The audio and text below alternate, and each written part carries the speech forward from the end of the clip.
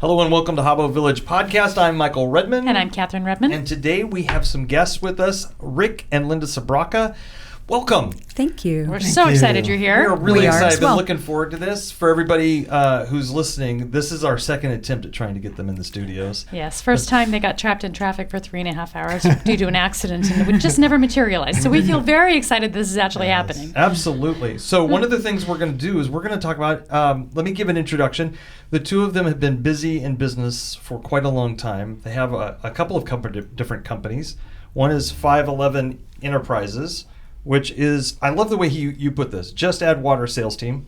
It's a contact center that combines marketing and sales. And we're going to talk more about that and the heart behind that, because I think it's really exciting. And a company called Spiritus, which is a growth consulting firm. You guys have been at business and life a long time. And we like to celebrate husband and wives in work together. How long have you guys been married? 32 years in October. Yay! Nice. We'd like to say we're almost going to catch up, but I guess we can't ever catch up. We can't ever, well... I guess not. We hope not. When they go see Jesus, then we're still there. Fair. We're only 26. We're a little young. And your son just graduated from college. Yes. So congratulations on that. And your daughter works for Airbnb, which is really exciting. So you guys have your hands full. Yes, thank you. And it's an honor to be here, first of all. So thank you, Michael. Thank you, Kathryn. Absolutely. Yeah, you're welcome. Well, today we're going to talk about several things. I want to hear your story. We're going to talk about different parts of your story. We're going to talk about your business, some of the heart behind it. The folks that listen to the Habbo Village podcast really are they want to have more passion and provision in their businesses. So we're constantly bringing in ideas from leadership, marketing, sales, management, different things like that. How do you build a place where there is going to be a profitable company, but at the same time you're building a company that has purpose and meaning and leaves a legacy that's worth leaving? Yeah, and not just for yourself, but actually for your employees, right? So you're creating a place where they have meaningful work and they like crossing the threshold of Monday morning. It's not like, oh no, it's Monday, dread. Right. But they actually they're in a good fit for kind of how they're wired and being well utilized, and they know that they're valued. So just building a culture even of not only a place that satisfies you as an owner and as the one who launched the thing, but also just creates meaningful work and purpose for your employees. So why don't we start this? Why don't we start by tell us a little bit about 511 and Spiritus, however you want to start, and then let's kind of take the conversation there. Sure. Thank you. So we invested the first part of our lives in Fortune 500 companies. We lived in LA and invested a lot of time and energy rising to the top level of leadership in some of those companies. And it was a great experience, and we're extremely thankful. Then we shifted it up and moved up to Northern California to seek a different quality of life. And we thought we'd start a company and focus on culture, focus on passion and proficiency and profitability. Those are the three concentric circles that we set forth in our vision. And the sweet spot in the center is where they meet. And that's the epicenter, and that's fulfilling your potential. So we set forth the vision statement of creating environments where talents flourish. And the focus was very simple. It was on putting the employee first. And if they're excited, then the customer can't help but be served well. So of course the customers are important and everything to do with our partners, but we really focused on creating the culture, not a banner on the wall, but a key culture around trust, empowerment, accountability, and mentoring. Those were our values for team. And we went about that in a very radical manner. And How so? We would state that if you're not growing in every area of your lives while you live here, then we're not fulfilling that vision. Now, of course, the individuals had accountability. This wasn't a gimme. There was a lot of accountability there, but we invested a lot in Financial Peace University. And this was all volunteer-based. The team members that wanted to go through that, a lot of people struggle there. So we put them through. So you were offering this kind of stuff for your employees? Yes. All so right. we had special professional, personal development sessions around finance, relationships, career pathing, and that's really been just a great journey. That's awesome. What motivated you to do that? Yeah, what was lacking in what you were seeing before that caused you to go, we got to do this differently? The environments we had worked in were very performance driven, Okay. and you were as secure as your performance. And you could leave at the end of the day or for the weekend and be concerned. What am I going to go back into when I go in Monday morning? And we believe that you have to treat people how you want to be treated, but also if you can create an environment where they know that they are secure and that they are cared for and that it goes beyond a work relationship, then we felt we could get better performance out of people in the long run. But to not be short-sighted, how can we help them to have better lives? How can we help them to be able to give to their children what their children need, and to their spouse what their spouse needs, and to their community what is needed? So coming from corporate America, that really is radical. Very radical. It was radical, and we served high-tech companies, and many of our workers are in sales, marketing, tech support. And the real techies woke up and were excited about the technology. But the reality check is most of the people didn't wake up and say, wow, I get to sell this cybersecurity solution today. I can't wait.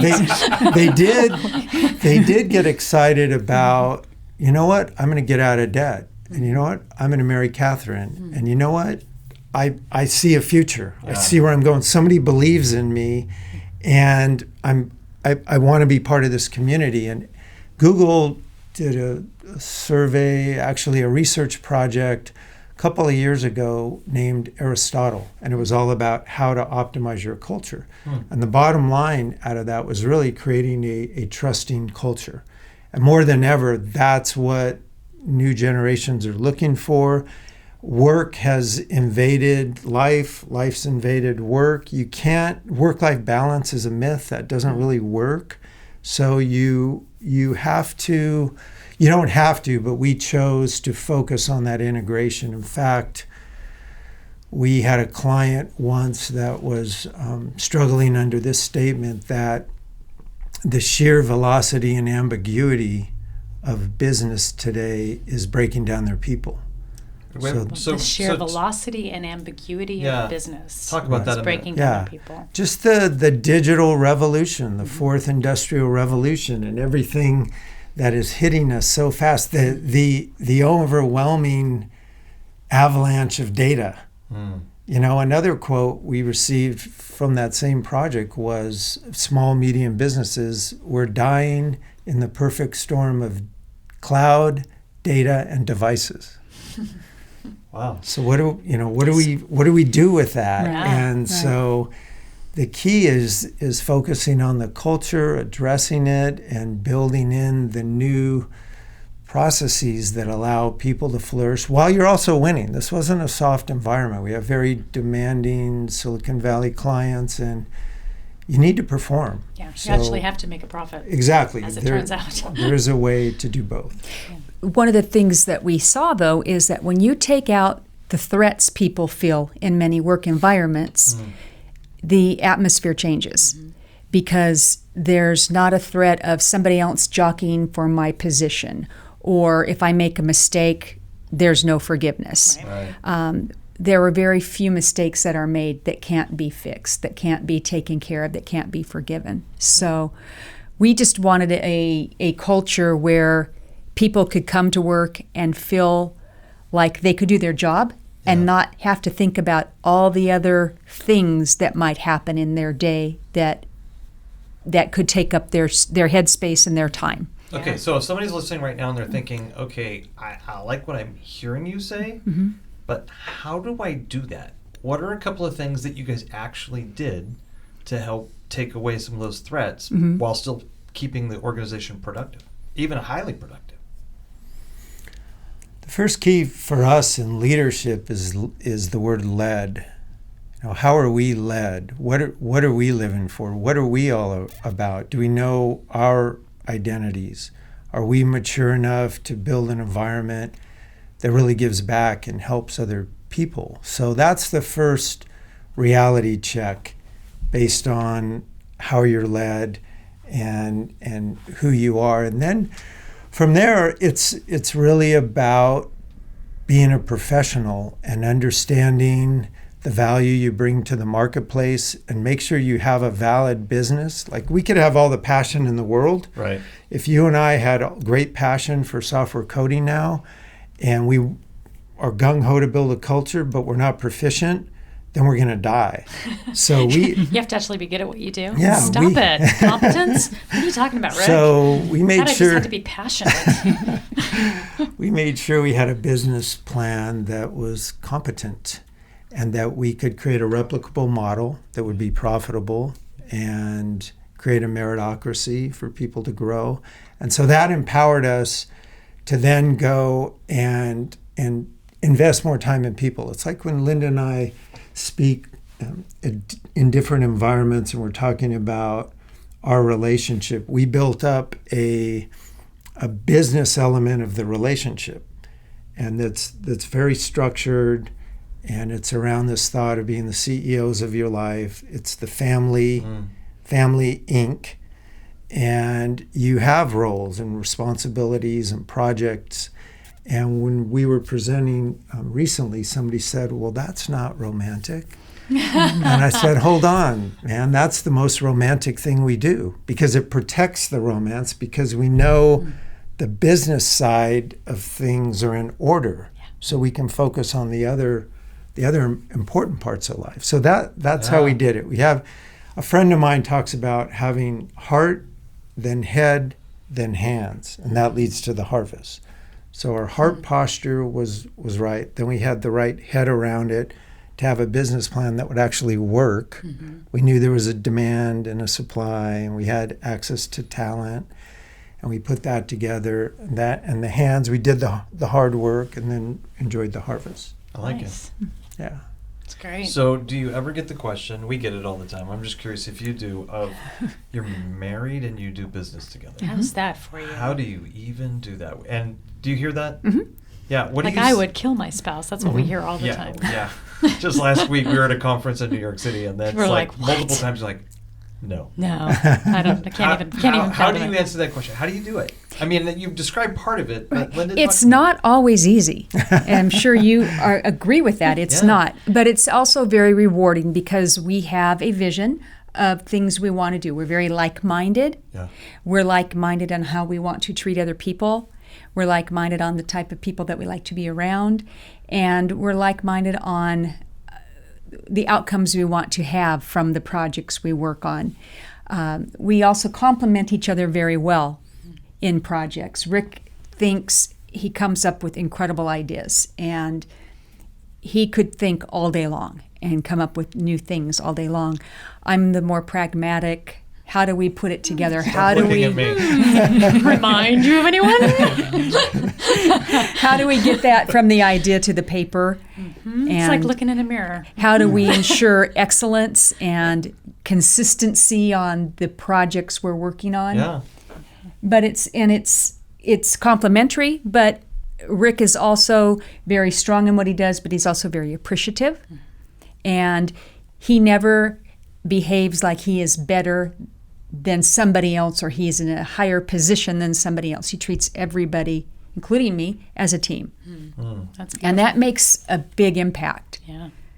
Yeah. Well, and what you're describing is a great way for married couples to be working together, but any partnership, Right. right? A real healthy partnership of respect and honor and that whole place where... Now, would you say that over the years you've become more creative and you, Rick, have become a little bit more Pragmatic? structured or pragmatic? I mean, have you guys grown a little I bit? mean, have you taught aligned? each other and I grown I in think that? so. Absolutely. Linda's taught me how to be a much better communicator, because I get in my own head and I think she's with me on step 5 and I haven't explained step 1.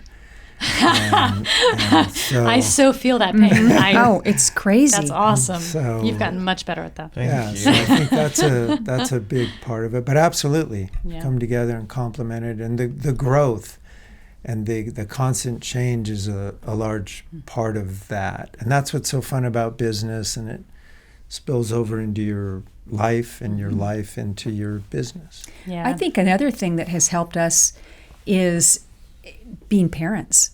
And as our children have gotten older and to the ages of many of the people we work with and the people that work for us, it's far easier to understand them and our children in turn, because this is what we're exposed to. Yeah.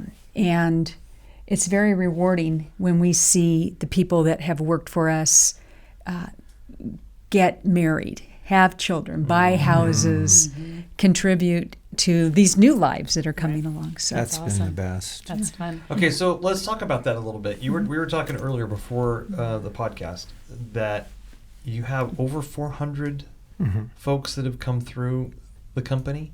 Yes. 511 specifically? Spiritus Solutions and 511 And 511. Enterprise. It's actually led by a new CEO named Chad McCulley Okay, out of Reading. Now, he runs 511, and we're doing the consulting through Spiritus. nice. So one of the things I loved, and I want to talk about this more, is like when you started this company, you really had a heart to not only, have a business, but to provide a business that did more than just provide service to customers, that really was a place that brought up and trained and mentored Right. folks early in their career, right? Right. Absolutely. Right. So what was the impetus of that vision, and how did you finally take the courage or decide to go, okay, let's do it? A couple drivers there. First of all, we had been through a lot of corporate right sizing, where you top rank people and then you just go wipe out large groups of people with little to no compassion. So I think that has an effect on you over time. Absolutely. That, hey man, if I'm fully in control, then I'm going to do this different and not get to that point. So I think that was a key driver. And then as far as the business, my dad was battling cancer, so I took off about 18 months and just spent time with him. We were up in Reading, and then came back, and Linda and I sat down and said, hey man, we need to go back to work, and it'd be good to make some money. So One can only take so much time off at this age. we said a prayer that night, and the next morning a friend of mine called, and he had a consulting project. We formed Spiritus Solutions on the fly, because I'd been working with Veritas and Oracle and all these companies, and we're thinking, okay, well, what's a Latin name that's going to be cool, kind of techie? So we came up with Spiritus and launched it like that, launched the company, got the first client, and helped grow that client from a startup to 15 million in 3 years. And those were the first 56 people that we put through this complete program, and then it built from there. we live in Reading, and we have a Christian university there. Okay. Simpson. And we have Bethel BSSM, and we have a community college. There were a lot of young adults who were just getting started. And just to backtrack, the company Rick's referring to, we got a call Friday morning that we had this project. Rick said, I'll do it if I can do it in Reading. And so we called a friend and we said, we need office space. And he said, oh, we're moving to a new building this weekend. We have room for 15 people. And this was a mile from home. Nice. Yeah. Much better commute than LA, I'm sure. There are cubicles set up, there's phone lines, there's internet, there's everything you need. So then we called a friend and said, we need an admin. And she said, well, I was just getting ready to call you and let you know I'm ready to go back to work. So Monday morning, we had the first salesperson, we had Rick, we had the admin, we had the office space. This was in a period of a weekend that this all came together. Wow. That's amazing. Right. So then we needed to hire people, and we would ask this one person, who do you know? Who do you know? And put this incredible young team together. Nobody was married yet. Nobody had children. Nobody had a home. They had college debt. Yeah. Right? But, which is all too common these yeah, days. but it was a really wonderful group of people who wanted to have somebody believe in them. Yeah, that's awesome. And that's one of Rick's greatest strengths, is believing in the people that work for him, and they in turn become very loyal. What a That's great so cool. compliment. That's excellent. Way to go, dude. Yeah, man. Right on. Well, to a large degree, we're living in a time where there's a fatherless generation that's coming up. A segment. It's not all inclusive. So it's very important to be aware of that and to listen. And this has been one of our secrets of youth, is just hanging out with these great, we'll be in meetings now and there's 2 or 3 generations. And, a while back you could go in and just lay down the vision, and now that doesn't work. It starts with, what's most important to you? How do you see this happening? Yeah. And we really learned to listen and then integrate what wisdom we have into their phenomenal creativity and ideas, and then pull that together to move forward. So collaborative and Yeah. buy-in. And Absolutely. Yeah, those things are really important terms. Yeah. Do you find that Younger when folks. you take the time to do that, it actually, for you guys, that it starts to switch back to they actually listen and run faster with you? Do you find that? Does that make sense? I think it does make sense, Yeah. and I think the younger adults we work with now, many of them want proof. They want validation of what you know. Yeah. They want to say, "Okay, Rick, you've been doing this for a very long time. Show me something. Show me that you truly know all these things you say. Prove it to me." And he does. He's very gifted at that, very gifted at communicating and creating, and they buy in.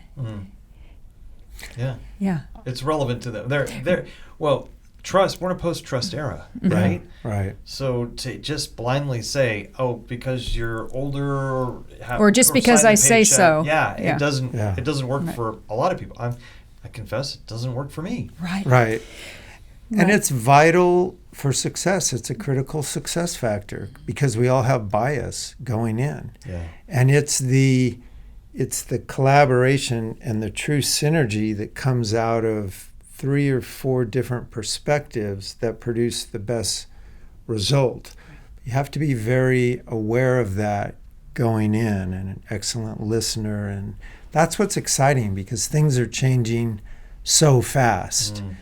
And you can either get crushed by that or flip the script and say, how am I going to surf this wave and make it work for me? Yeah. We can't do it alone. I need to be with people that really understand social media and different parts of culture now, to make sure we're incorporating that element into some of the business planning experiences that we're aware of, and then we pull those together and go. Well, it takes a great deal of humility as a leader to be able to go, yeah, I don't actually have all the answers. Right. I actually do need a team around me. Right. And I mean, one of the things that you are describing that I just so resonate with is the requirement for good leadership is ongoing growth, right? The will and humility, Absolutely. the willingness to say, you know what, there are always going to be more things to learn, and I don't have to be the best at everything. Right. My worth is not wrapped up in being, the expert at everything, and I really do need other people. Right. And there's such a value in that, and I think so many, especially young leaders, are really under the illusion that if they need help, they're doing something wrong. Right. And we're just like, no, if you need help, that means A, you're human, Right. and B, you're getting smarter Right. because you know Right. you need help. Well, we've Right. learned so much from our children as well, to not believe everything you hear, fact Everything check, you read on Inc. magazine. fact check everything. And there's such an abundance of information out there that's bombarding not only those that are just starting their careers, but us as well. Yeah. And it's very important to check the facts. And it's also very important to, as you say, be open to learning. Yeah. Don't stop learning. Yeah, There's a lot out there to learn. there is a lot out there to so learn. much. When you guys were starting out, what were some of the toughest times you had? Talk to me about some of the challenges you had when you first started out. Because it was probably all roses and cream, but maybe not. You can start. At this phase of our lives, in this business, In or this business, okay, yeah. Yeah. Well, or as we started out in careers long ago. Where do you want to start? We can, because you guys have great. I mean, we've You talked know- before. You guys have great stories. I think it's, when we look back to where we started Yeah. long ago, we were two kids from very small towns. I was from Redding. Rick grew up in the Mojave Desert, and we decided we're moving to Southern California because there are opportunities there Right. that there were not in other areas. We met here at Chico State. Okay. Yes, we Go, did. go Chico State. Go Wildcats. Our last semester of college, we met, which was all four of us are graduates of Chico Isn't State. that funny? See, Chico State. I'm Yay. telling you, if you're out there and you're wondering where to send your kids, or you're wondering your college education, Chico's good. Yeah. There's good people here. All right. Really that's- good. Okay, never mind. Now that we've pitched Chico Chico State State. plug, go. Okay. But we both moved to Southern California, and we were these two small town kids, and we got our first jobs, and we worked with a lot of people who came from very different backgrounds than we did, Yeah. and we really felt like we succeeded, but we stayed very true to our roots. We Okay. What do you didn't- mean by that? We had a lot of friends who went out and bought the most exciting new car and incurred the debt that went along with that. We had friends that every few years they would buy up house-wise. And when we got married and we bought our first little house in Huntington Beach, 1,300 square feet, we stayed there for 15 years. Oh, wow. Yeah. And friends saying, oh, you need the bigger, you need the nicer, you need the better. We liked what we had. We were really happy And you were in with what Huntington we Beach, had. which is not I so know. bad. We were I a mile know. from the beach. Oh. So there's that added value. Yeah, and the value on relationships. We placed a huge amount of value on our relationship and the commitment that we made to one another the day we got married, that wasn't negotiable, that we would stick together Yeah. no matter what. And we didn't see that with a lot of our friends. Yeah. So we just tried to do things with the root values that we were raised with, not with what society and media and others told us we should be wanting at those points in our life. So they may have looked at us as a little fuddy-duddy or not cool, but we stuck with what we believed. Yeah. Yeah. I like. But the toll it took also, though, I mean, Rick worked really hard. After we had children, I stayed home. Rick worked very hard. And there was a lot of, I think what we learned over the years were things he went through. The environments where you were not encouraged, where there was a lot of cutthroat, who's going to get ahead, not a lot of value on a person as an individual. And I think that really influenced what we decided we wanted to do when we started our own company. Well, based on your story, that profoundly affected you, right? You guys went through a trial, a time that was just kind of hard, dealing with some of the repercussions of living a life on the grind, right? Yes. Do you mind talking a little bit about that? Sure. Well, no, I don't mind talking about that at all. It's, it's what are you chasing? And Covey used to do this great thing about the big rocks. I don't know if Yeah. you recall that. Yeah. Oh, You yeah. better put the big Absolutely. rocks in first or there's not going to be room. So I was getting caught up in title and money and chasing that. And Linda was awesome. She ran the house and kept my head on. But that takes a toll after a while, and you realize this isn't working. I mean, externally, everything looks super cool, and you have access to all the stuff in your sphere of influence. But internally, for me, it was a train wreck because it didn't create what we were really seeking, which is what we call complete life victory. And that was a passion in the new startup to really incorporate that into the culture, that we can hire somebody and they can do well here and maybe they sold a lot and got a bonus, but how are they doing overall? And there's a big difference there. Before the show, we were discussing one of our friends that we hired and have had a great run with, who was single when we hired him. He was earning about $600 a month and highly talented, but just not having the right mentoring and doors open. And now he's married, 3 children, earning 6 digits, living on the East Coast, crushing it, and all that occurred within a couple years. And I'm not saying that's easy. There's a lot of ups and downs there. However, that's complete life victory. Part of complete life victory is the struggle. It's embracing the struggle, but it's overcoming it, and seeing that he's whole. He's becoming a whole person, and so that's the impetus of the pain that led to change our lives, and the impetus to the values that we incorporated into our own business. So since you've started the new venture, so 14 years, any... That's 14 years. 14. It's not 12. No, it's 14. not. It's 14. We established that's 14. So have you guys hit roadblocks along the way there, challenges Certainly. and struggles? So anything that stands out? Sure. When we first started, we've gone through a few phases. We worked for how many years, Rick? 5 years, 6 years with one client, and it did great. It grew phenomenally. We decided to step back from it for a while, and then we decided, okay, we were ready to go again, and we started what we call 2.0. Refresh. And we brought in clients and we helped them grow their businesses. And I always looked at it as we're an incubator. They're going to grow. They're going to leave this nest. And we had a little bit of a difference in vision. And Rick thought, oh, these guys are going to love us and stay with us for years and years and years, just like those other people did. But the reality of it was we never developed the business to be like that. We're going to grow these, and we're going to help them to launch their businesses and go on their way. So when some of these companies said, hey, we're ready, it was really hard for Rick because he thought, wait a minute. These are ours stay here forever and ever.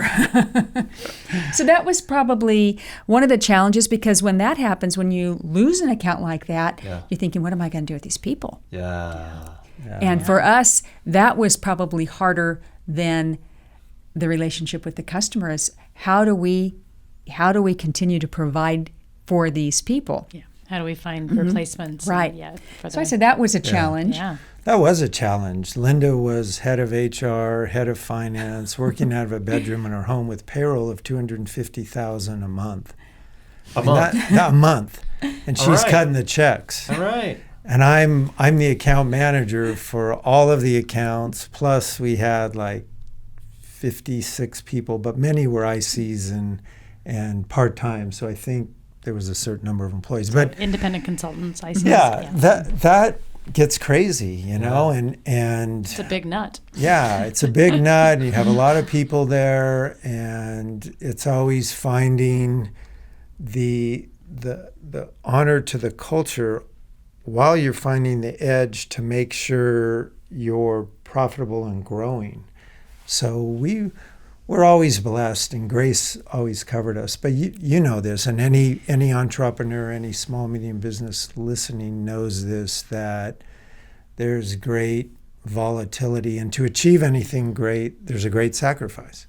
And you have to be willing to embrace that and flip the script and keep growing, or it gets overwhelming. Yeah, it's amazing how critical the story you tell yourself about your circumstances at any given time is, right? Just your mindset. I love that flip the script concept. Yeah. Because you can just look at what you can see in front of you and go, we are going to die. Yeah, exactly. Or we're going to have to fire 15 people and they are going to hate us. It's going to be counterculture. Right. Or you start looking for the ways to solve that and Yeah. looking and embracing the opportunity and pressing forward. And super cool. Yeah. But that pulls a lot out of you. That's where you really grow and learn how to manage your own EQ and to learn the order of your spirit, soul, and body. And that's always been the real beauty of this process and experience for me. It's learning more and more about myself and how to have order and peace, if I can use that word, amidst the storms. Peace is a really important word. You know, it's one of my favorite words. Yeah, they are storms. They are. And the massive uncertainty, even now. I mean, we don't know. There's so many variables hitting all at once in the fourth industrial revolution, in our digital innovative age, that nobody really knows how it's all going to play out. Yeah, that's the truth. So Yeah. uncertainty is our friend. You have to make friends with that. Well, there's a lot of opportunities that happen in uncertainty. Absolutely. Because when things get, I mean, we've seen it, if you're old enough, listening, you see that where the consistency and everything stays the same, people stay in the same leadership places. There's not as much opportunity or holes in the market. You can't find those blue ocean spots. Right. This change allows for a lot of things to disrupt. And in that, if you can keep your mind and wits about you and keep your eyes open, you can see opportunities, or at least start to look and find opportunities. That I remember when I was younger, and we started this company when I was 34, but I was like, okay, there's all these people in control of all these different things and all these leadership positions and all this stuff out there. And it's kind of been the same thing for 30 years. Where's the opportunities? Where's it going to roll? And then all of a sudden things started shifting. I mean, the internet was building up and equipping, because we started this in 2002. Might actually be a real thing, that internet. I mean, when we moved back into Chico, we were living in Colorado. When we moved back here in 97, we grew up here, or at least, Kathryn moved here when she was 12. I grew up here. And the idea that there was this thing called the internet. I mean, this sounds silly talking today. It sounds like we're talking about the Neanderthal years, but that was only 20 years ago. Right. 22 years ago. Right. And this whole thing has happened to our world in 22 years, 23 years. I built my first website in 1995. Wow. And it was like a blinking image. And it took, 10 minutes to load when it came up on the website, because the picture was too big, and it wasn't that big. And then there was Flash, and that just made everything so exciting and neon. So, I mean, it really is an interesting thing when you get this whole idea of change and shift, and who knows what's going to happen, but it does present a lot of opportunities. And a need for that emotional intelligence. Yes. And a need for that place of knowing, like you were saying right in the beginning, of who you are. Right. If you don't have your identity figured out, you get lost in the current really quick in all of this. Right. Well, and you end up panicking, right? So amidst all of the uncertainty, if you're not sort of centered and you know who you are and you're, able to kind of navigate, you start making really dumb decisions because you panic. Right. Right. And so just having the emotional control to not panic. Right. And to kind of look back over history and go, you know what? Things have changed before. Right. It's okay. Exactly. And they will change again. And we're not going to die. We don't know what it's going to look like, but it's going to be okay. Right. We don't know how, but it's going to be okay. That's right. Yeah. And I think another important thing is not to doubt your decisions. And when you think through what you're going to do and you're deliberate about it and you talk to people you trust, then you can mitigate your risks of making poor decisions. Yeah, absolutely. Yes. There's so many other things to talk about, and this is a lot of fun. But we're kind of nearing the end of it. Would you guys mind sometime coming back and being on the show another time? We would love to. It doesn't have to be next week. Sure. We don't have to worry about. Hopefully, you don't get stuck in traffic again. Well, think about it. Traffic between Reading and Chico. It's not normally a big issue. It's Plus, just our that son one lives day. here, so it's a good There you go. reason to take him out to dinner. Well, okay, so let's kind of let's turn the corner and head towards the end here. But is there anything else that you're burning to ask right now? I'm just trying to think. I mean, I loved hearing about kind of your guys' journey just being married in business. And obviously, you took a bunch of time off, and in your early days, you didn't work together. Michael and I went through a season of working together, and then I went into corporate America, and we didn't work together for 7, 8, 9 years. And then we started Half a Bubble Out, and he was like, I really need you to be working with me. And I was like, I don't want to do this job. So I grew into it. But one of the greatest compliments we ever got working together is it doesn't feel. One of our employees said it just doesn't feel like we're working for a married couple, and they had come from having worked for some unhealthy married couples, because there are married couples out there that don't do it well.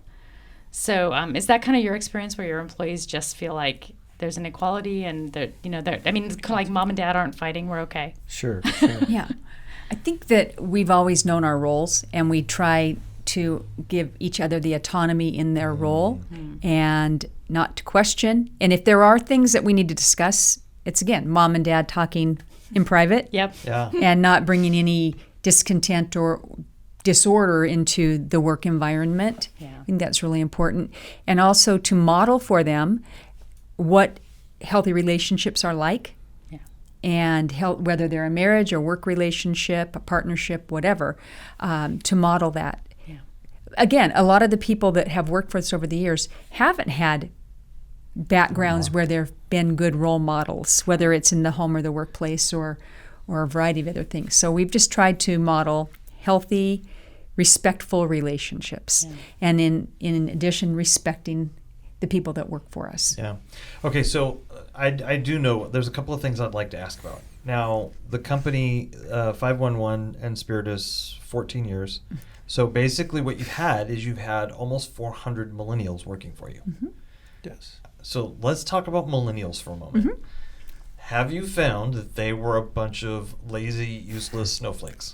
Of course not. No.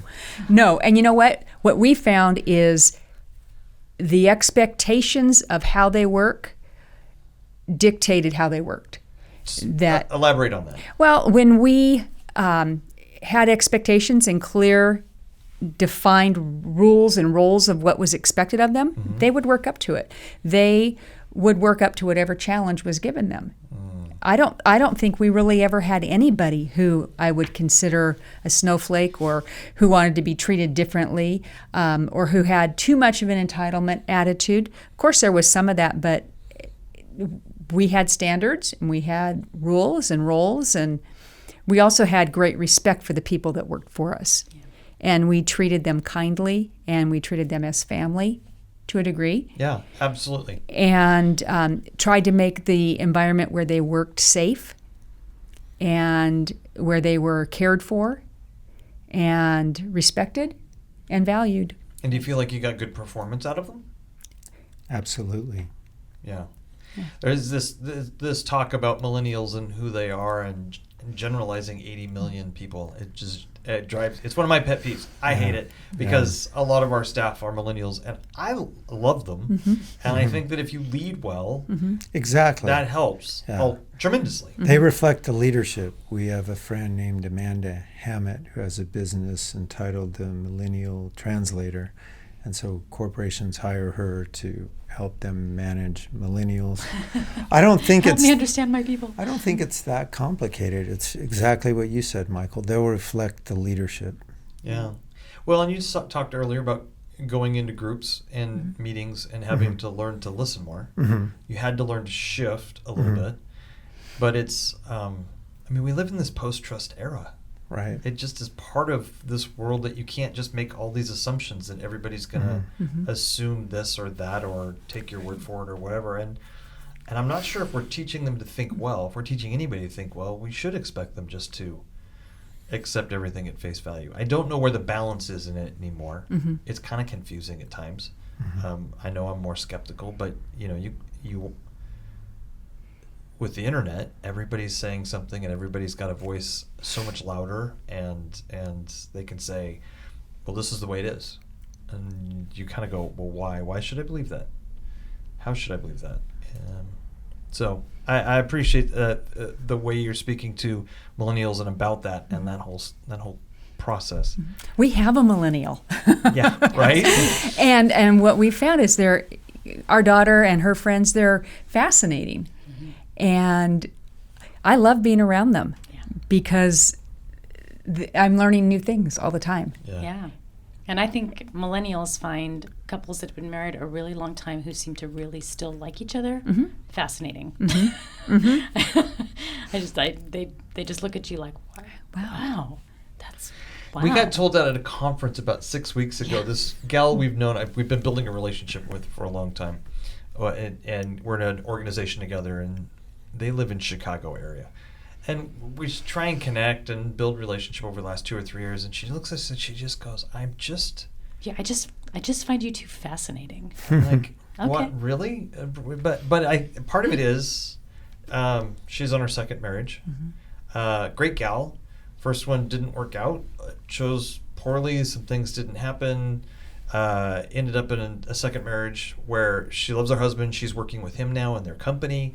They've got the mixed marriage with kids from different marriages and stuff like that. So they get all those challenges, and she's looking at us like, you've been married this long, and you are successful in business, and you don't believe about certain things that I do, but I like you anyway. And it's interesting to watch those dynamics, and sometimes you don't even realize you're an anomaly. You're being studied from a distance. An artifact. And there is that, yeah. Yeah, exactly. Right. Totally. Okay, let's shift a little bit just to some fun stuff as we wrap up this thing. We've got this list of questions. I've modified them a little bit. I warned you a little bit about this. At least I think I did with you, Rick. There is a show called Inside the Actors Studio. I don't know if you've ever seen it or not. Okay, been around for a long time. And at the end of it, he asked these questions that I found fascinating by a French journalist. Perot was his name, and he the only picture I've ever seen of him is on his Wikipedia page, and he's in his late 70s gray hair and a tie, and but evidently a very successful journalist, and he always asks these questions. So I modified them just a hair because I don't like some of them, but a lot of them I do, and they're just for fun, because it's like one of the things we want to do with our podcast is continue to go, okay, this is who we are, this is who these people are as we're interviewing folks, but this gives you an insight into questions that people wouldn't normally ask. So they're not all too crazy. What is your favorite word? You can start. Joy. Okay. Nice. Rick? My favorite word would be Jesus. All right. I like that. What is your least favorite word? You go first. I'll think about it. Apathy. Ooh, good. All right. I say failure. Failure. Okay, I want to ask why. Because this sounds so cliche. I think that we look at things as failure when we haven't even tried, when we haven't even attempted to do something. I've failed at it when I haven't even given it a shot. And I really think that there's not that many failures in life. I like it. Yeah. And she's true to that, because on the way here I was whining about something that I thought I failed It could be another at. one, wine. And she said, that's not a failure, man. You learned a lot from that, and the next step was solid. So There you go. there you go. There you go. I like it. What excites you? Being alive. It's exciting. Okay, why is being alive exciting? I mean, that sounds almost cliche. that's not It is a cliche. cliche, but I think it's a mindset, and being alive is super cool. It's a gift. It's an adventure. We can manage our thoughts, and it's great. Okay, Nice. fair. All right, Linda, what's yours? I think for me, it's seeing my family, my circle happy and achieving their goals and achieving what makes them tick, Nice. makes their heart happy. Yeah. Good. That's a good one. All right. What turns you... no, we talked about that. Did we say what turns you off? Nope, we didn't. What turns you off? People that are inconsiderate. That's a good one. I like that. Yeah. I think people that are not genuine. You like that honesty and realness. I do. I Yeah. do. Yeah. That's a good All thing. about it. Yeah. Putting yourself out there. Yeah. The first night we had dinner together, I loved it, because I was like, okay, hey, these people are very real and genuine, and I like that. I mean, we crave that. We don't. We run away from like, oh, that was a horrible dinner because those people are so the front is there. Yeah. I love it when people are willing to put their guard down, because then you get to see real people.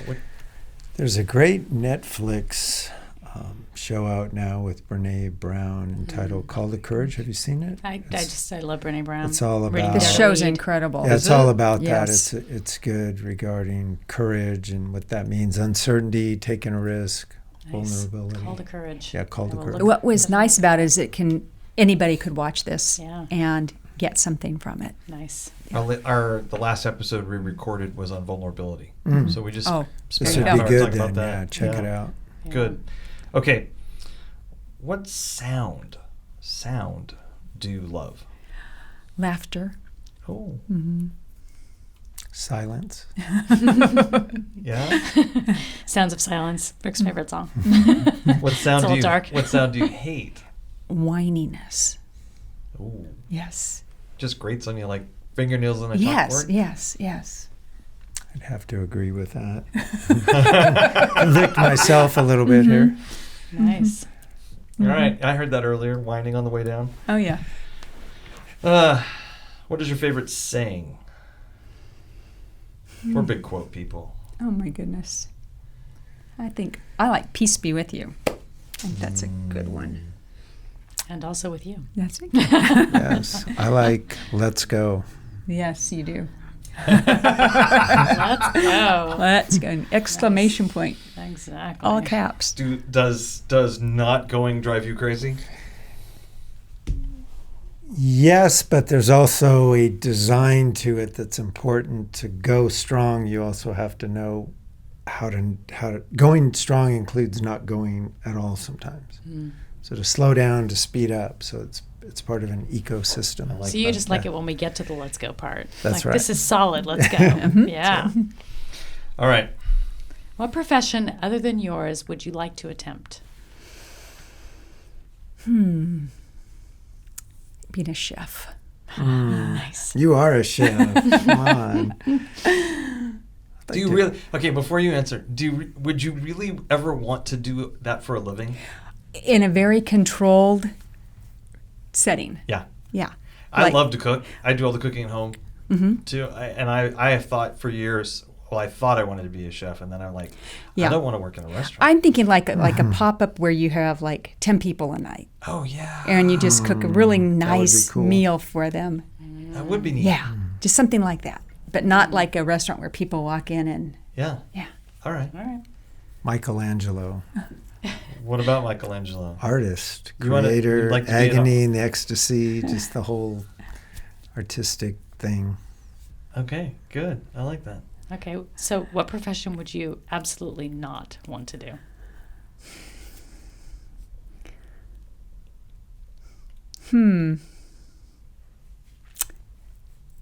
Probably be a nurse. Not big on blood and guts. No. Got it. Fair. That And or you- professional wrestler. WWE SmackDown, not on the list. Anything that my heart was not into. Okay, so let's talk about that a little bit because it sounds like some people. This is what it makes me think about. Some people say that their heart's not into it, and they flatter all over the place. Because I don't know how else to say it other than flatter. But that's not what you mean. Mm-mm. Elaborate a little bit more on what you mean. Well, it's based on your giftedness and your desire and your work ethic. So you may be an excellent CPA, you may be an excellent software coder, you may be an excellent artist, you may be an excellent creative marketing team. Doesn't matter. That's going where your heart sings, as Linda would say, and finding the fulfillment of your creation. So anything outside that is not a place that I would want to be. Yeah. I like it. Good. All right. Final question. Are you ready? If heaven exists, what would you like to hear God say when you arrive at the pearly gates? I think I'd want to hear him say, "Well done." Amen to that. You did good, kids. I love the fact that he had that question in because Yeah. it speaks to. I'm especially well. I hope this doesn't sound too bad, but I'm surprised that a French journalist was asking that question at Sure, the end of his list of all these people he was interviewing. But it's such a great legacy question too. Right? Absolutely. Right? Yeah. Yeah. Excellent. Yeah. Good. Thank you so much. Yeah. Thank you. This Oh, has been gosh, so a much privilege. fun. Yeah. Such a great time. And I'm looking forward to the next time we all get a chance to talk together and pick maybe a slightly different angle and come at it. I think it'll be great. But blessings on you guys. Thank Yeah, you. thank you. Thank you so God bless much. you and all of your Absolutely. great listeners and clients. Thank you. All right. Well, thank you everybody for joining us today. This has been a really, really enjoyable session. I am Michael Redman. And I'm Kathryn Redman. And this is the Habbo Village Podcast. Have a great week.